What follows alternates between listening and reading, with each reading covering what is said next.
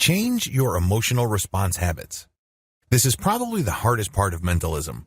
You have to understand that whenever human emotions get thrown into the mix, all bets are off. Seriously.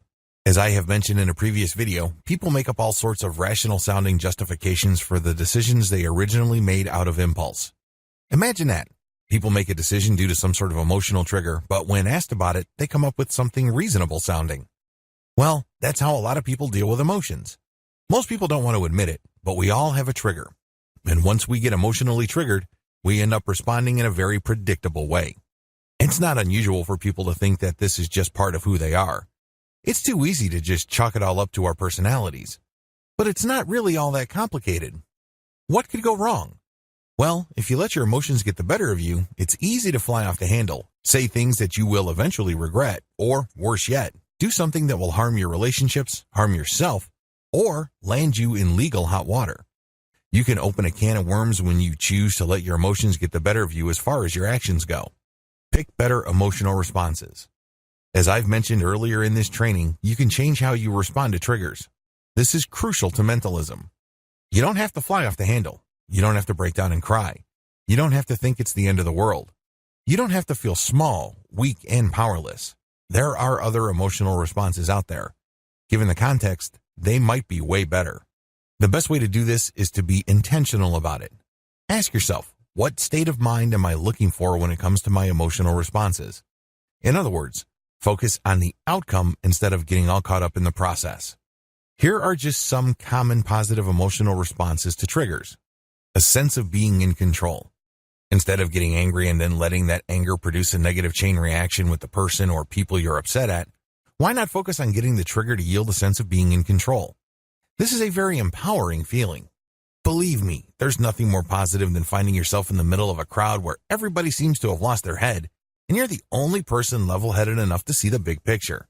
The likelihood of positive outcomes in that particular setting is much higher than if you allowed yourself to get all caught up in the negative emotional state of everybody else. Also, when you get the sense that you are in control, you are able to see the big picture and identify options that a lot of people too often overlook or dismiss. A sense of possibility. Another way you can emotionally respond to triggers is with a sense of possibility. Instead of automatically feeling that things are hopeless, that there's not much you can do, that you've seen this before and it all leads to heartbreak, failure, and depression, try a sense of possibility. In other words, instead of seeing the door close, look really hard and see what kind of doors and windows the situation opens. This is not always obvious, but when you focus on achieving the emotional response of getting a sense of possibility, you eventually train yourself to see opportunities that most people are blind to. They are all caught up in the moment. A lot of them let their emotions get the best of them. But here you are, seeing possibilities, and this can lead you to better outcomes. Why? You're exactly the kind of person people would want to talk to. Where everybody sees a win-lose or even a lose-lose situation, you might be the person who might be able to craft together a win-win situation. All of a sudden, you become very popular. A sense of adventure. A lot of people think that whenever they are faced with challenges, that it's a grim time of trial. They get very somber, very serious. Some get very sad. Well, if your trigger normally provoked depression or a very sobering sense of seriousness, why not swap it out with a sense of adventure?